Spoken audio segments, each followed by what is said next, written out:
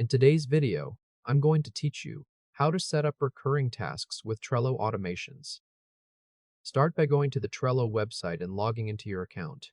Once you're in, open the board where you want your recurring task to live. In this example, we're already inside a board, so from here we can jump straight into the automation setup. At the top of the board, click Automation. This opens Trello's built-in automation tools, sometimes called Butler. Inside the automation area, click Rules. Rules let you tell Trello to watch for something that happens and then automatically perform an action for you.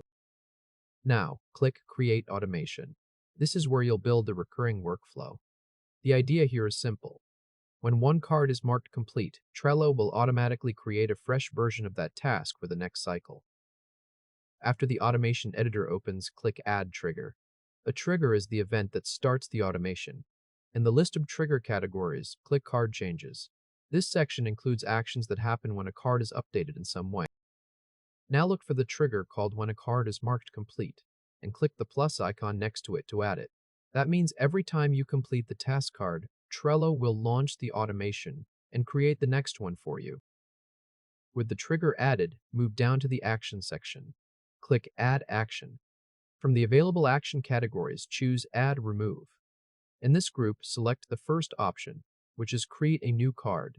This is the step that actually generates your recurring task. Now you'll need to set up the details of the new card. First, enter the card title. Usually you'll want this to match the original task name so the recurring item stays consistent each time it's recreated. Then choose which list the new card should go into. Pick the list where you normally keep active upcoming tasks. For example, that might be a to-do list, an upcoming list, or whatever workflow fits your board. Next comes the due date setup, which is the key part if you want the task to recur on a schedule.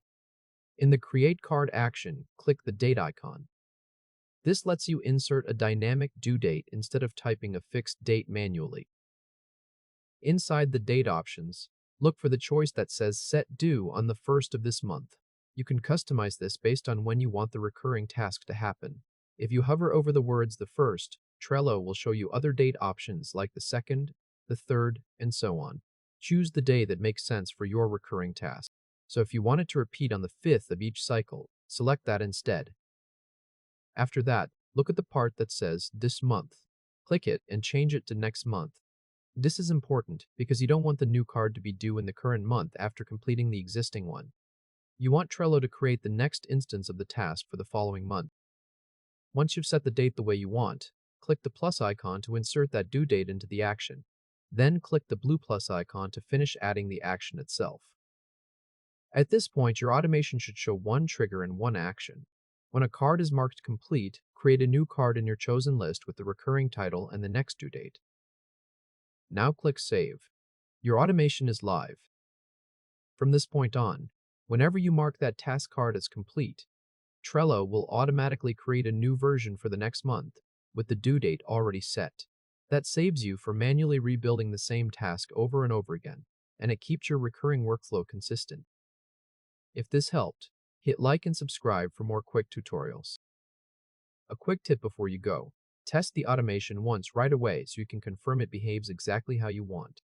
Mark a sample card complete and make sure the new card appears in a correct list, with the correct title and the correct due date for next month. If anything looks off, you can go back into automation, open the rule, and edit the trigger or action. You can also use the same basic method for other recurring schedules. Instead of the first day of next month, you can adjust the day value to match your routine. The important thing is that the trigger is based on completing the current card, and the action creates the next card automatically. And that's it. You've successfully set up a recurring task in Trello using automation, so your board can keep repeating important monthly tasks without extra manual work.